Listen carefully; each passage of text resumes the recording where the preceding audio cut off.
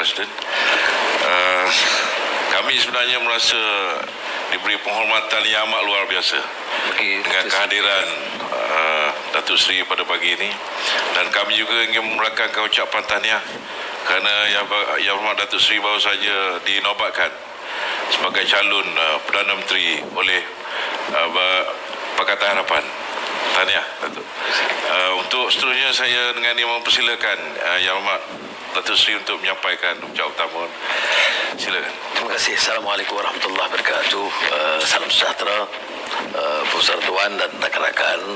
Tentulah saya rasa terhormat sebagai orang biasa diundang oleh majlis profesor. Jadi bicara pula soal ilmu ataupun secara yang lebih dalam usaha menggalak wacana yang segar dan bebas. Beberapa dasawarsa lalu saya pernah lontarkan idea islah dan nahdah yang saya sebut sebagai renaissance. Ia bertujuan untuk memperkasa rakyat, ya. Bukan saja dari segi politik, budaya, ilmu, pemerkasaan dalam konteks nahdah itu, renaissance itu melibatkan tentunya kekuatan ilmu, kekuatan keyakinan, kekuatan moral, kekuatan ekonomi dan kekuatan politik. Tapi jalurnya tentu melalui reform, islah. In uridu illa al-islah mastata'. Kerana dalam usaha kita dengan menerima kenyataan bahawa tanpa hasrat untuk bawa perubahan itu, kita akan terus dalam keadaan terbelenggu, tertekan, ataupun tidak mungkin bangkit daripada keadaan yang selamba sebelumnya. Itu keadaan yang agak lebih lunak.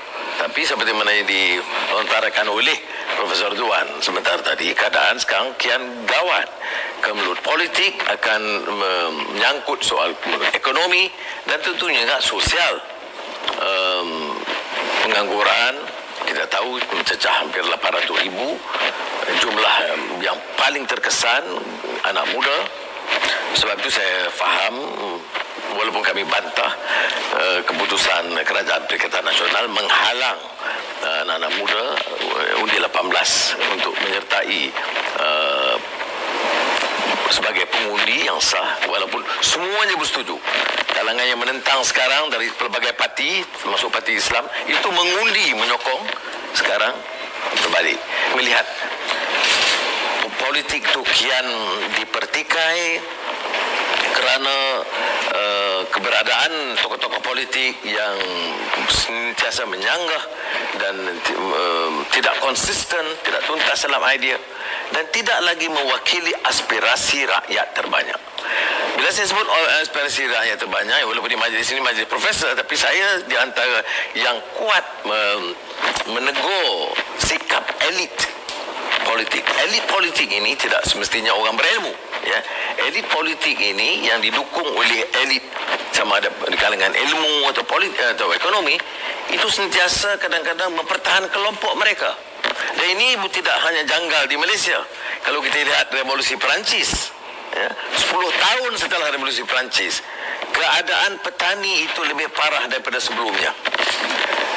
Revolusi Bolshevik melihatkan percaturan dan pergeseran elit politik itu meninggalkan kesan yang sangat buruk kepada rakyat miskin yang marhain di bawahnya.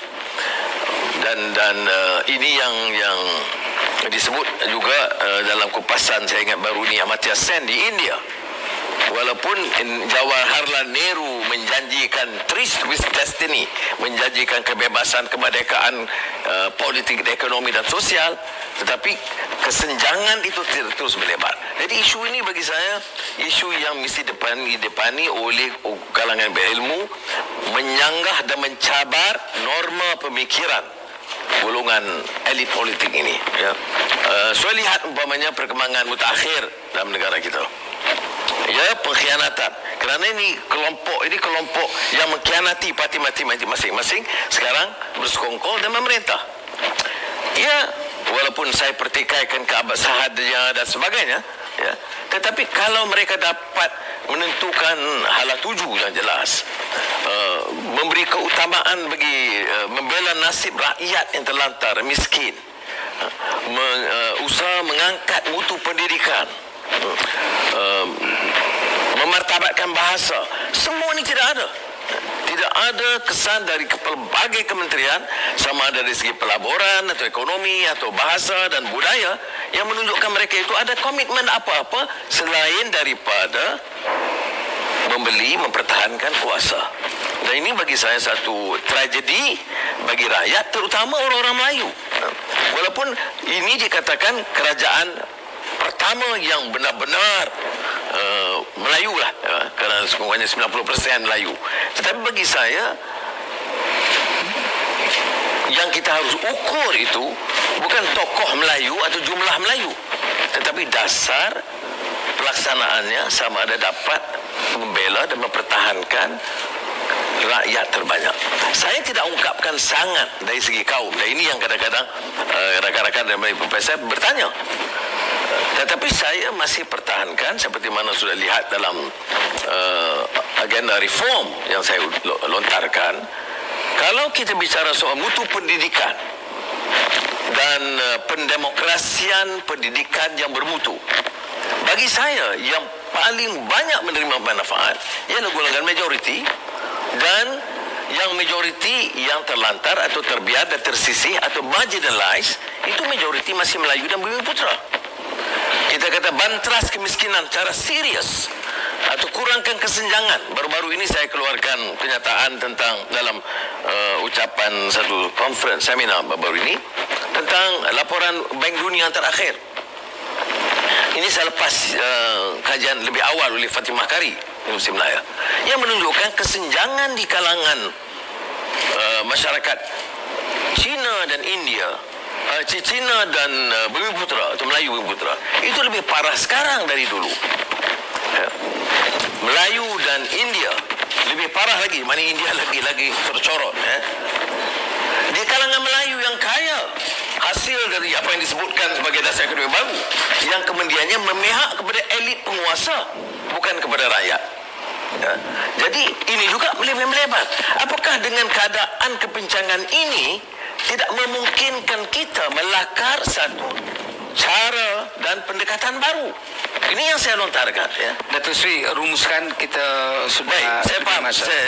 Saya nak tutup sekarang ini dengan menyatakan rumusannya ialah dengan keadaan sedemikian harus menekan kita untuk, terutama golongan elit, bukan elit penguasa, elit ilmu ni, untuk memikir semula pendekatan yang benar-benar mewakili hasrat dan aspirasi rakyat dan memantapkan kedudukan negara tanpa berganjak dengan prinsip murni perlembagaan persekutuan tentang bahasa, agama, hak keistimewaan dan juga kedaulatan Raja-Raja Melayu. Kalau ini dapat kita rongkai, saya yakin kita akan maju dengan lebih meyakinkan. Terima kasih, Yang Hormat Datuk Seri. Saya akan mulakan dengan soalan yang pertama, Datuk Seri. Memandangkan Datuk Seri baru dilantik sebagai calon PN oleh PH, soalan saya, adakah Datuk Seri yakin akan dapat mengulangi pencapaian Tun M semasa PRU ke-14 yang lalu? Pertama, saya ini dah dewasa sekitar, dan yang disebut bakal Perdana Menteri dah 10 tahun dah. Jadi saya tidak sangat terpukau dengan keputusan-keputusan begitu. Tetapi ia sekurang-kurangnya berikan satu mandat jelas daripada pihak Pakatan Harapan, maknanya blok terbesar dalam negara sekarang ini, untuk menunjukkan dengan prinsip-prinsip yang diketengahkan. Itu pertama. Keduanya, mengandaikan bahawa ada seperanan satu atau dua orang seperti mana dalam pilihan raya yang lalu pun tidak tepat. Iaitu kalau kita lihat 2013, kita lebih dari segi jumlah pengundi kita lebih besar.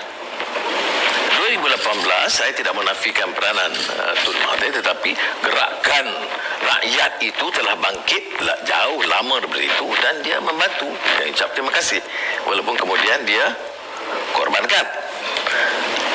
Jadi saya insya-Allah yakin dengan perkembangan sekarang, ekonomi begini, pengangguran begini, nasib Melayu lebih terabai. Jadi saya fikir masa untuk angkat semula. Baik, yang kedua, sebelum saya serahkan kepada Prof. Agus, antara kesilapan Tun M yang paling awal apabila dia menang dan menyusun kabinetnya ialah oleh kerana komponen itu yang besar atau majoritinya daripada DAP, dan DAP, pemimpin DAP dia beri beberapa key position yang utama setiap Menteri Kewangan. Dia menimbulkan kebesaran kepada pengundi Melayu, termasuk juga pelantikan AG dan sebagainya. Apakah Datuk Seri akan bagaimana Datuk Seri akan lakukan dari segi penyusunan kabinet, dari segi TPM saya kata, sekiranya DAP memiliki kursi yang tinggi daripada key position ini, ketua hakimnya, AG-nya, adakah kerisauan masyarakat Melayu ini akan menjadi prioriti kepada penyusunan kabinet Datuk Seri nanti? Mana-mana kerajaan atau pimpinan yang PK harus melihat kepada kenyataan dan realiti politik yang ada. Apa yang berlaku itu keputusan Tun Mahathir pada ketika itu, saya masih lagi di penjara, tidak banyak proses perundingan, ya. Padahal kalau pengalaman saya dengan DAP berbeda daripada beberapa tanggapan, terutama daripada tokoh Melayu, itu kesediaan mereka berunding dan melihat pada kenyataan itu lebih baik daripada apa yang ditanggapi. Maknanya insya-Allah bila kita menguasai keadaan, kita boleh bincang semula melakar satu keadaan di mana mereka lihat keperluan untuk menjaga, meyakinkan semua rakyat negara kita. Kita harus yakinkan, ya, majoriti Melayu ini bahawa mereka tidak akan diabai atau tertekan. Walaupun dalam kerajaan Melayu sekarang pun teruk tertekan. Dan kepada bukan Melayu yang menjadi warga negara, kita harus berikan satu keyakinan kepada mereka bahawa mereka bukan ini zero sum game, ya. Kita tolong Melayu, kita mesti tekan Cina, ataupun kita bagi ruang kepada Cina, kita miskinkan Melayu. Jadi harus ada pendekatan yang lebih, bagi saya, adil dan seksama.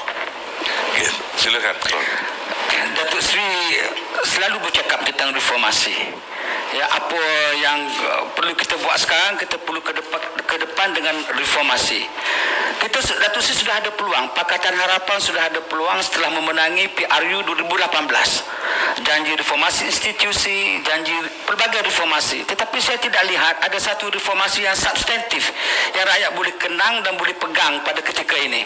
Nah, kita boleh katakan bahawa tak boleh buat kerana Tun Mahathir pada waktu itu sebagai Perdana Menteri. Apapun pada waktu itu bila ada halangan untuk membuat reformasi ini, bagaimana Datuk Seri berperanan dalam kerajaan PH pada waktu itu supaya reformasi yang diimpikan selama ini dilaksanakan? Apa halangan Datuk Seri? Ya, Tun Mahathir itu ada jasa dia, tapi dia mewakili sosok lama, pemikiran lama. Walaupun dia ikut arus, tetapi dia tak dapat hayati dan tanggapi keperluan merubah institusi, kerana institusi itu diri dan dirosakkan oleh beliau juga.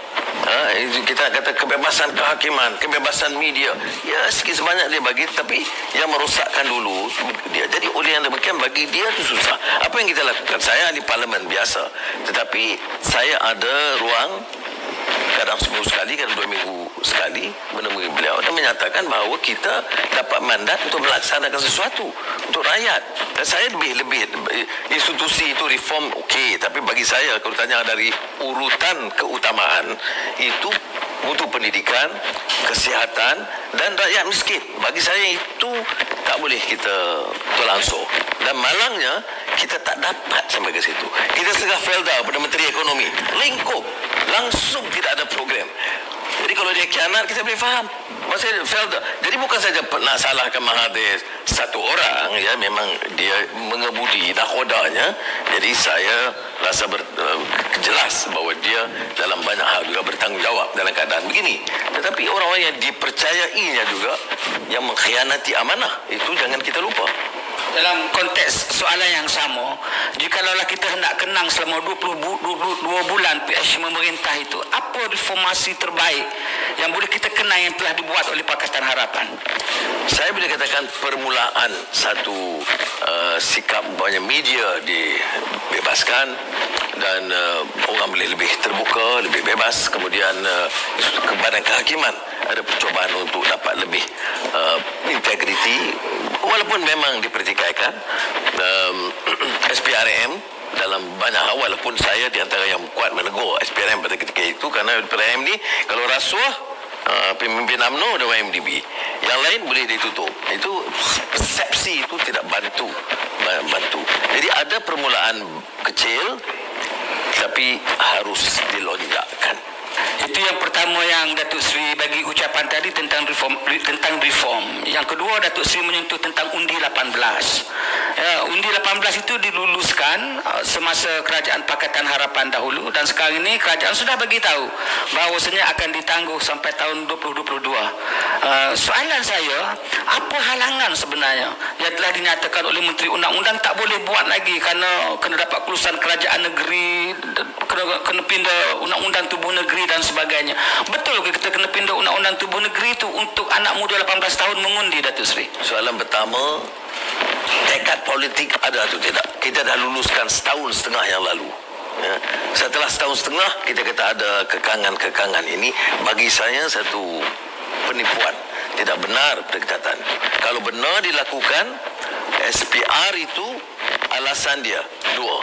Kalau dia diberi amanah 1.5 tahun yang lalu. Apa yang tidak benar? Bukan, maknanya SPR kata, dia kata kerajaan Perikatan Nasional sebut ini salah ataupun tunggu SPR.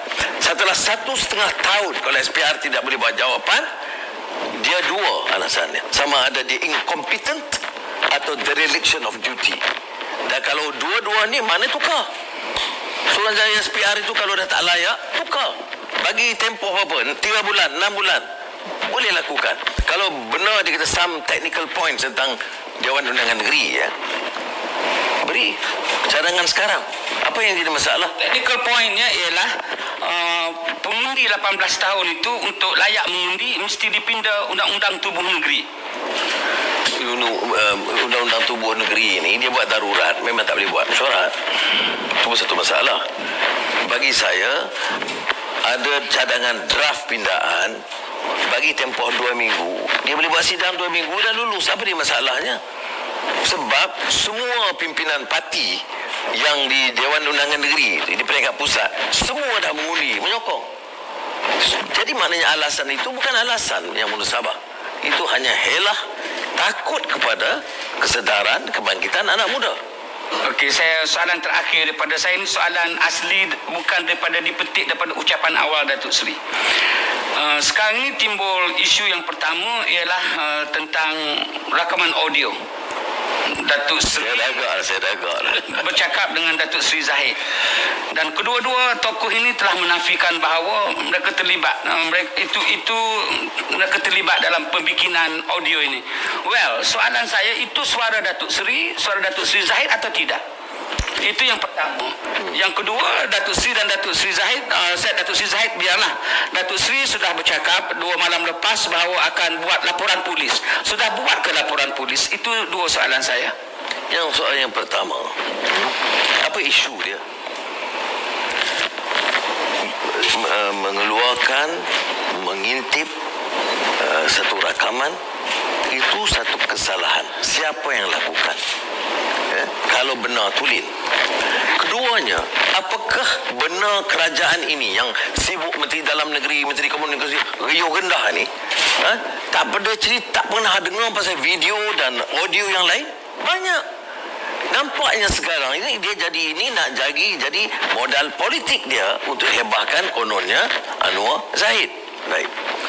Siapa tak dengar lagi video, audio, saya tak mau cakap pasal video sensitif, audio Tan Sri Muhyiddin yang sebut dalam tentang kaitkan nama Yang di-Pertuan Agong, kaitkan akan beri jawatan menteri kepada UMNO dan JLC. Maknanya pemimpin UMNO boleh dibeli. Sebab itu dia tengok kadang setengah menteri itu melompat sekarang Sebab nak jaga kedudukan, bukan nak jaga ahli UMNO atau rakyat Melayu yang kononnya dia wakili. Bagi saya itu soal prinsipalnya. Ya, soal laporan memang saya belum, sebab saya baru balik daripada Port Dickson. Ya, tapi saya sekarang memikir secara serius. Ya, apa isu dia? Isu dia nak alih daripada rasuah yang menular sekarang, penggantungan parlimen dan pengabaian dasar dan nasib rakyat. Ini yang dia nak alih. Satu, lantas audio itu menjadi suatu utamaan. Apa isi masalah? Kalau betul, apa masalah dia? Ada khianat di situ, ada rasuah di situ, ada kesalahan jenayah? Tidak ada. Bukan masalah apa masalahnya. Saya sendiri pun tidak ada masalah. Soalan saya very simple. Apakah itu Datuk Seri atau bukan? Baik. Yang kedua, adakah Datuk Seri sudah buat laporan polis atau bukan? Very straightforward. Kalau tak ada masalah, apa yang masalah nak bangkitkan dalam majlis macam ni? Apa masalah untungnya bagi rakyat? Saya dah sebut banyak buat kenyataan. Zahid dan Datuk Seri Zahid dah buat kenyataan. Cukup. Move on. Masalah negara ini apa? Masalah kemiskinan, masalah pengangguran, masalah keyakinan rakyat, terutamanya Melayu Bumi Putra. Ini yang mesti ditangani. Saya tambah satu soalan lagi. Sebab dia, saya ingat ini yang terakhir daripada saya, tapi saya tambah lagi satu. Beberapa hari lepas, Kuli bagi tahu bahawa saya tidak nafi during your time semasa menjadi Menteri Keuangan, bajet balance seimbang dan ekonomi negara pada waktu itu berkembang. Tapi 2-3 hari lepas, Kuli bagi tahu bahawa kalaulah Datuk Seri kembali menjadi Perdana Menteri, give you 3 days bankrupt negara. What's your comment on this? Tak apalah pandangan Kuli, tapi saya ingat pandangan dia sebab dia kata Anwar ni terlalu banyak bercakap soal nak bagi peruntukan pendidikan, kesihatan, rakyat miskin yang banyak. Saya nak jawab begini, belum ada sejarah dunia daripada zaman purbakala sampai sekarang di mana maharaja ataupun presiden atau Perdana Menteri yang menyebabkan negara itu bankrupt kerana membantu rakyat. Dia bankrupt sebab rasuah, bankrupt sebab perang, aduan dana perang dan sebagainya. Tapi belum ada dalam sejarah negara itu muflis lantaran pemimpinnya itu terlalu asyik untuk membela dan membantu rakyat. Saya tambah lagi. Bila bercakap tentang membantu rakyat ni, Datuk Seri akan bercakap tentang pendidikan, tentang perumahan, tentang kesihatan. Boleh bagi tahulah apakah yang Datuk Seri nak buat untuk 3 perkara ini secara ringkas. Ya, ini untuk rakyat dan kesihatan. Apakah percuma ataupun bagaimana? Yang Datuk Seri cakap, ini yang Datuk Seri nak buat. Kita ambil pendidikan. Kita tahu butuh pendidikan. Walaupun sedang angka survei universiti ini, saya tidak sangat tertarik dengan hal demikian. Tetapi tumpuan kita diraih peringkat pendidikan dasar, ya, itu untuk memberikan ruang, ya. Kerana bagi saya selalu tekankan tentang konsep keadilan ini apa dia, ya. Ya. Setengah orang cakap meritokrasi. Saya berdebat dengan kawan-kawan saya dalam Pakatan Harapan ni. Meritokrasi itu ada batas dia. Michael Sandels buku baru ni, meritokrasi, ya. Itu penting sebab you sebut meritokrasi, you tak sebut fairness. You sebut meritokrasi sekolah di Manik Urai dengan sekolah di Kuala Lumpur yang terbaik. Tentulah kalah kita. Jadi sebab itu meritokrasi itu mesti diimbangi dengan justice as fairness.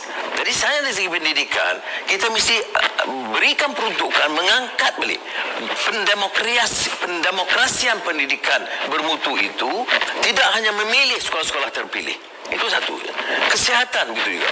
Saya selalu cerita pengalaman saya dengan Erdogan. Bila Erdogan baik daripada sakit, dia undang saya daripada kanser, ya. Terus dia kata kepada saya kata alhamdulillah, doa semua baik, dia sihat. Tapi dia kata, no, saya rasa sangat terkesan dan terkilan sebab saya dapat kemudahan terbaik. Saya Perdana Menteri, masa itu Perdana Menteri belum Presiden, spesialis terbaik, kemudahan terbaik, hospital semua terbaik. Tetapi saya kata, dah saya sihat, saya kata alhamdulillah. Saya teringat bagaimana kampung di Nak Natolia. Di Jadi kesihatan itu kesenjangan kita lihat dari segi gaji, kesenjangan daripada orang yang berpendapatan tinggi dan VVIP sepertinya vaksin. VVIP dah dapat, orang kampung tunggu tak bila zaman kita nak dapat. Ya, jadi Datuk Seri, saya persilakan. saya nak akhiri ini tentang bahawa Erdogan kemudian beritahu saya, dia kata dia minta Menteri Kewangan jumpa saya esoknya, dia kata dia nak ada massive reform dalam health ni.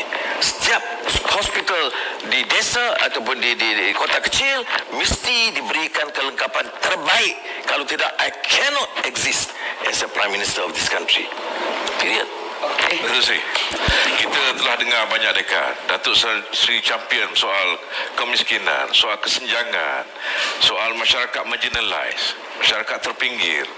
Tetapi dalam beberapa siri pilihan raya umum yang lalu, Datuk Seri PKR sendiri di kawasan-kawasan marginalised ini, di kawasan-kawasan terpinggir sini, tidak diterima oleh masyarakat. Apa yang menyebabkan kali ini Datuk Seri rasa kita panggil the blue wall, the green wall, seperti di north of peninsula kita, di Sabah, pinggiran Sabah dan Sarawak. Bagaimana Datuk Seri rasa produk Datuk Seri kali ini, kesenjangan, kemiskinan akan diyakini oleh masyarakat ni? Atau Datuk Seri rasa ada berlaku suatu yang strategi yang cukup silap bagi pihak Datuk Seri atau PKR sendiri yang menyebabkan produk Datuk Seri ini hanya diterima oleh urban middle class and the rich and the non-Malay? Komen Datuk Seri. Sebab saya tak ada dulu hubungan baik dengan majlis profesor, sebab tu saya dan maknanya cara objektif negara kita, terutama masyarakat Melayu yang umumnya itu sudah lama dengan base di desa UMNO ya. Saya juga dari dan keluarga UMNO.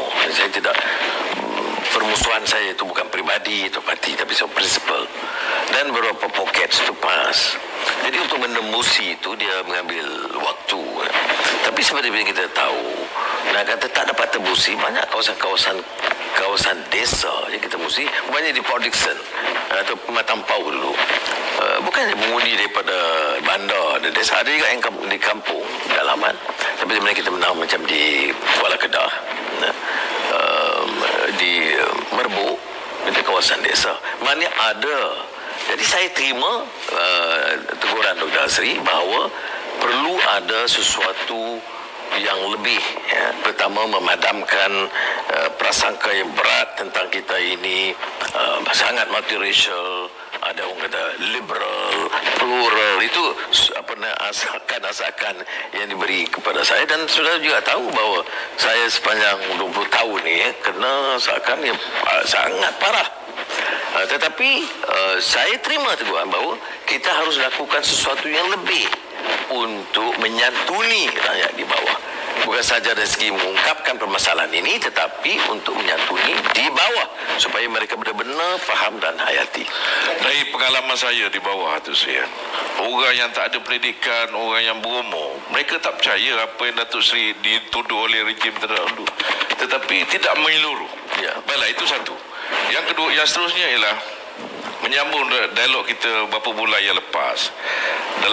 Di hujung-hujung tu Datuk Seri bercakap berkenaan dengan kompetensi politician, bukan saja negara kita tapi di seluruh dunia, yang Datuk Seri sifatkan karismanya lemah dan moralnya tidak dilihat oleh masyarakat. Dan dalam konteks negara kita 2 tahun ni akibat lompat parti dan sebagainya, masyarakat telah ada semacam satu kefahaman yang pemimpin politik ni tidak boleh diharap menjaga kepentingan diri dia sendiri itu pada peringkat masyarakat. Dari segi kita lihat perlakuan ahli politik ni seperti telah ada satu solusi yang masalah masyarakat ni baik kita biarkan pada masyarakat aja untuk selesaikan. Cuma yang ada kita lihat bising-bising ni adalah untuk menang pilihan raya, kempen. Sebelum menang ni bercakap pasal kemiskinan, pasal nak tumbuh ekonomi dan sebagainya. Tetapi bila ada kuasa, seperti beberapa hari lalu Menteri cakap, bila orang sebutkan Datuk, graduan keluar universiti, gaji masih lagi macam tahun 90-an. Apa dia jawab? Bersyukurlah kita ada kerja. Saya nak tanya Datuk Seri, adakah Datuk Seri berbeza dengan orang-orang seperti ini yang telah seperti membuat conclusion they already give up about solving the society problem, tetapi lebih kepada untuk mengajak kita kekalkan kestabilan, kita bersyukurlah, kita terimalah jasa orang-orang dulu. Ya, yang mengukur upaya kita tentulah rakyat, ya, khalayak, bukan saya. Tapi saya tentunya tidak dilihat sebagai mewakili acuan elit penguasa. Itu soal sikap saya terhadap rasuah, sikap saya terhadap masalah kemiskinan, ya. Itu memang menyebabkan saya itu paling sukar untuk menembusi kekuasaan. Saya terima kenyataan itu kerana saya berbeza pendapat, ya. Macam ini, kalau benar siswa Zah begitu, apa tak boleh terus terang kata ini langkah-langkah kita ambil, akan kita lakukan. Tidak ada keikhlasan di situ. Gaji dia terus tinggi, tak mau kurang, dan itu soal gaji masih lagi orang heboh soal gaji. Tapi sebenarnya kalau saudara lihat sekarang, bila darurat diumumkan dan laksanakan, kemudian dibatalkan proses tender biasa, itu perompakan itu terus menerus. Dan saya rasa paling mual dan mengaitkan bila dikaitkan sebagai kerajaan Melayu atau Islam, tetapi yang terus melakukan kebobrokan yang memalukan, ya, yang menghina agama dan budaya bangsa kita. Budaya Melayu ini budaya yang ada etika. Ya, Melayu ini, tengok bahasa dia, kesantunan dia, etika itu tinggi. Jadi jangan guna punya payung Melayu untuk merompak kekayaan dan memperkayakan diri dan sanak saudara kamu.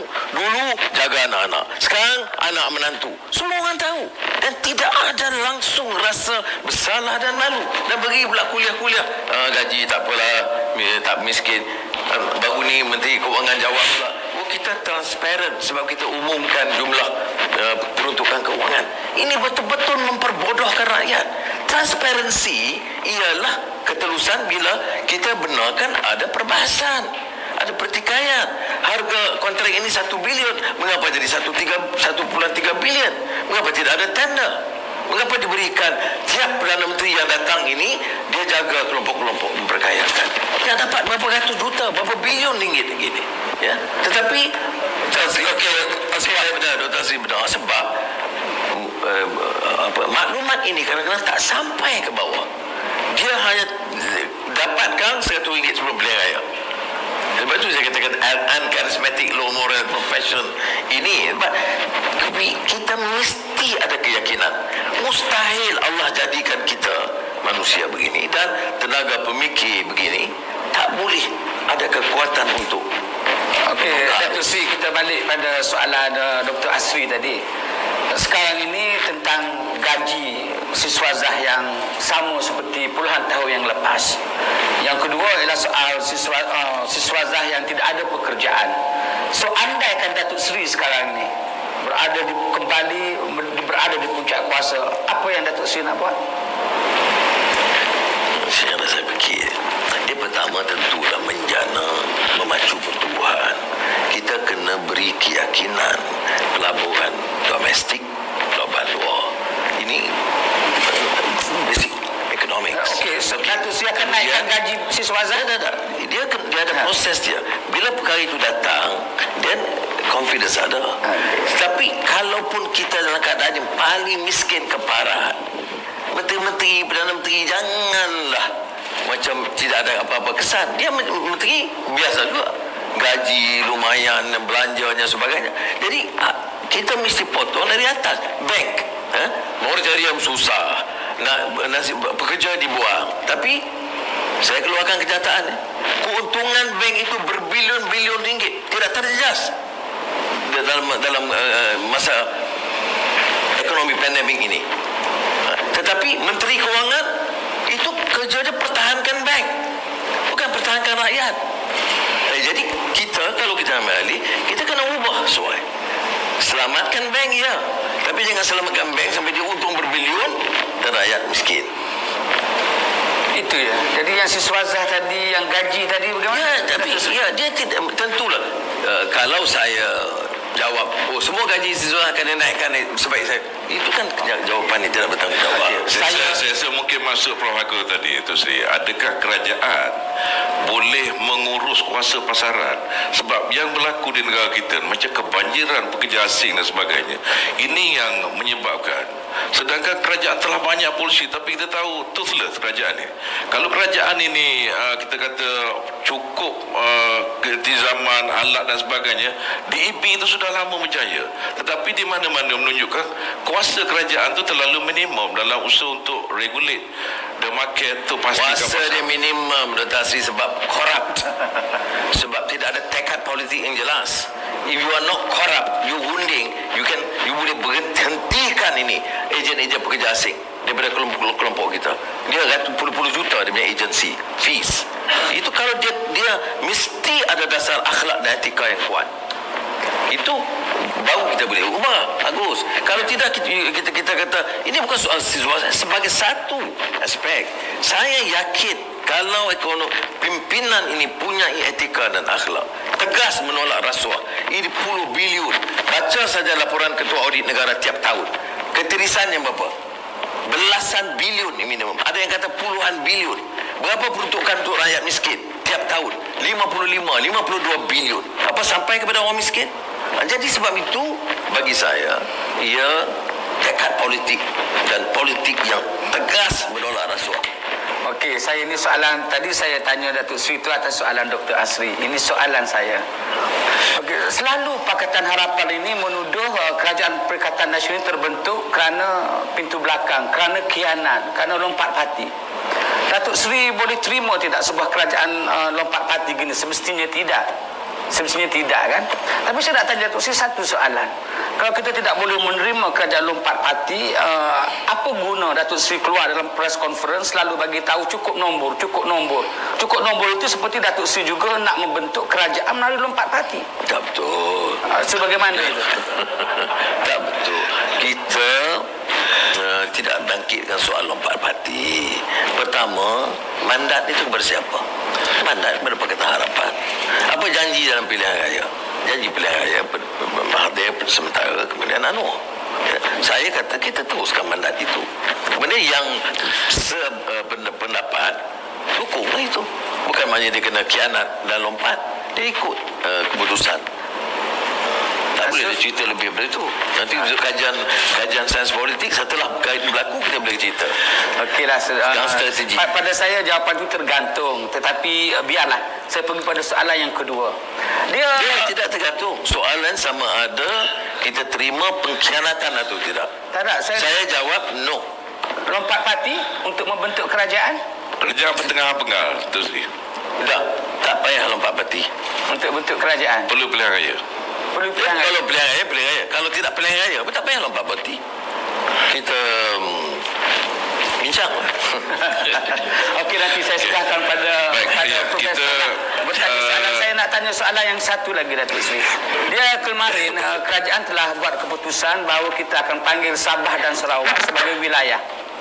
Ya, dia ada implikasi undang-undang atau apa kesannya kepada persekutuan kita ini, Datuk Seri, dengan kita kerajaan umumkan kemarin bahawa kita setuju untuk Sabah dan Sarawak itu dipanggil wilayah. Ya, ini kerajaan ini dia desperate. Dia pergi ke Sarawak, dia setuju ke Sarawak. Dia pergi jumpa Cina, setuju ke Cina. Cumpi kampung. Dia tidak ada any clear policy. Baik. Tapi kalau perjanjian Malaysia 1963 itu menyebut negeri-negeri Semenanjung, Sabah dan Sarawak.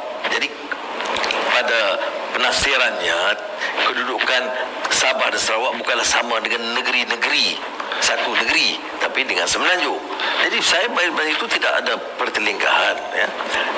Sama ada guna istilah wilayah Semenanjung, wilayah Sabah Sarawak. Tetapi ini harus diikut dalam proses perundangan dan perlembagaan dan dibahaskan oleh Parlimen.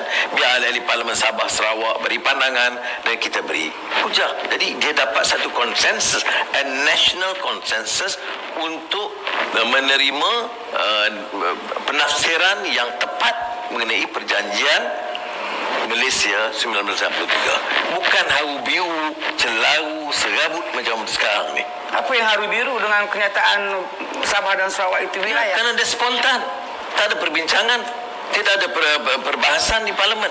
Yang apa? Kita ni ada sistem apa ni? Sistem presiden atau Perdana Menteri mutlak. Kalau itu sebagai keputusan pentadbiran, apakah Pentadbiran dia keputusan pentadbiran, bukan keputusan dasar, bukan keputusan yang menyangkut perlembagaan, penafsiran, perjanjian dan juga perlembagaan. Kerana istilah semua itu melibatkan pindaan perlembagaan. Okey, saya sudah tahu. Baik, saya rasa itu segmen kedua kita dan kita akan terus pada segmen ketiga iaitu kita akan menerima soalan daripada para hadirin sekalian. Kita, Dr. Asri, kita mula lambat tadi. Kita masih ada lagi 10 minit untuk tanya Datuk Seri. Rugi. Kita guna 10 minit ini kita tanya kita dulu, biar baru kita sudah bagi pulpen. peluang pada